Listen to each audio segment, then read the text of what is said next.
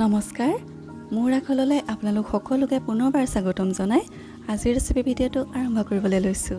আজি আপোনালোকৰ ওচৰলৈ অমিতা আৰু জালুক দি বনোৱা লোকেল মুৰ্গী মাংসৰ এটা থলুৱা ৰেচিপি লৈ আহিছোঁ। গতিকে দেৰি নকৰি ৰেচিপিটোলৈ আগবাঢ়ো বলকচোন। মুৰ্গী মাংস বনাবলৈ এয়া গেছত কেৰাহী গৰম হোৱাত দিলোঁ এয়া জোখমতে মিঠাতেল আৰু তেল গৰম হোৱাত এয়া দিছোঁ কাটি লোৱা পিঁয়াজ। কাটি লোৱা পিঁয়াজ 3টা দিছোঁ। এতিয়া পিঁয়াজখিনি ভালকৈ ভাজি ল'ব লাগিব। আজিৰ ৰেচিপিটো একেবাৰে থলুৱাভাৱে বনাম, যিহেতু অমিতা আৰু জালুক দি বনাম। আৰু এয়া পিঁয়াজ ভাজি হোৱাত এয়া আদা নহৰু থেতালি লোৱা অলপ দি দিছোঁ। মই এইখিনি থেতালি লৈছোঁ, একেবাৰে পেষ্ট বনাই লোৱা নাইকিয়া আদা নহৰুখিনি। এতিয়া আদা নহৰু কেঁচা গোন্ধটো যোৱালৈকে ভাজি ল'ম। এতিয়া দিছোঁ এয়া জোখমতে হালধি, আকৌ এবাৰ ভালকৈ লৰাই দিছোঁ আৰু ফ্লেমটো কিন্তু এতিয়া মিডিয়ামত ৰাখিছোঁ। আৰু এতিয়া দিছোঁ এয়া সোৱাদ অনুসৰি নিমখ। এতিয়া আকৌ ভালকৈ লৰাই দিছোঁ। বৰ বেছি বিশেষ মছলা ব্যৱহাৰ নকৰোঁ। এয়া ঘৰতে পিচি লোৱা জিৰা দিছোঁ আৰু অকণমান এয়া মিট মছলা দিছোঁ। পেকেটৰ ভিতৰত অকল মিট মছলাটোৱেই দিছোঁ আৰু জিৰাটোতো ঘৰতেই পিচি লোৱা হয়, গোটা জিৰা পিচি লোৱা হয়। আৰু এয়া জালুকখিনিও গোটা জালুক এক খুন্দি পেলাই দিছোঁ। জালুক এতিয়া গোটেইখিনি নিদিওঁ, আধাখিনি জালুক এতিয়া ব্যৱহাৰ কৰিছোঁ আৰু আধাখিনি পিছত কৰিম। আটাইখিনি ভালকৈ লৰাই দি পেলাই এয়া মেৰিনেট কৰি থোৱা মুৰ্গীৰ মাংসখিনি দি দিছোঁ। মাংসখিনি মই আধা ঘণ্টাৰ আগতেই হালধি নিমখ আৰু মিঠাতেল দি পেলাই মেৰিনেট কৰি ৰাখিছিলোঁ। এতিয়া মাংসখিনি দি পেলাই আকৌ ভালকৈ লৰাব লাগিব, যাতে আটাইখিনি ভালকৈ মিহলি হৈ যায়।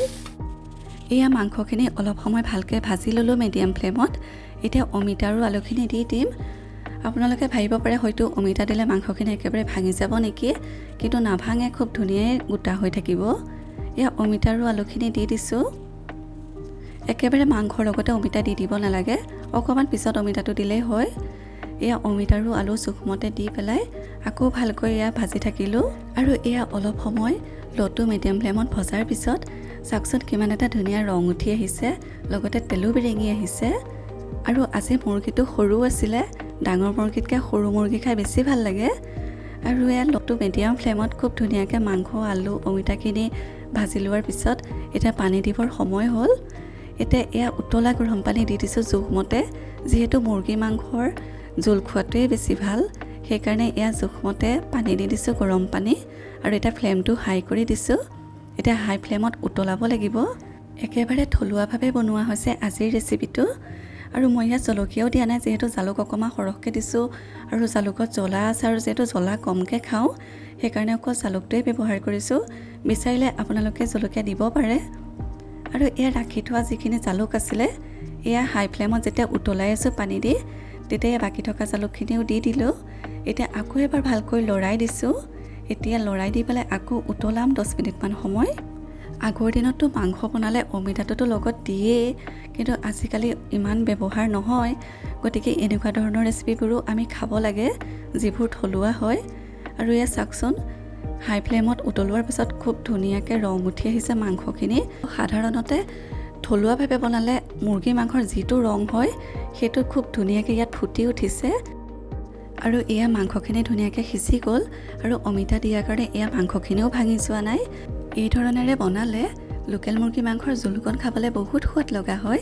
এতিয়া গেছ অফ কৰি দিলোঁ। আৰু এয়া অমিতা আৰু জালুক দি বনোৱা লোকেল মুৰ্গী মাংস খাবলৈ ৰেডি হৈ গ'ল। চাওকচোন কিমান লোভনীয় হৈছে নহয়নে? এইদৰে খালে আমাৰ স্বাস্থ্যৰ কাৰণেও ভাল। আচলতে এই থলুৱা ৰেচিপিবোৰ আমাৰ ল'ৰা ছোৱালীসকলক বনাই খুৱাব লাগে। গতিকে এইটোৱে আছিল আজিৰ মুৰ্গী মাংসৰ ৰেচিপি। আপোনালোকৰ কেনেকুৱা লাগিলে জনাবচোন। আকৌ এটা নতুন ৰেচিপি লৈ অহাৰ প্ৰতিশ্ৰুতিৰে আজিলৈ বিদায়। ধন্যবাদ।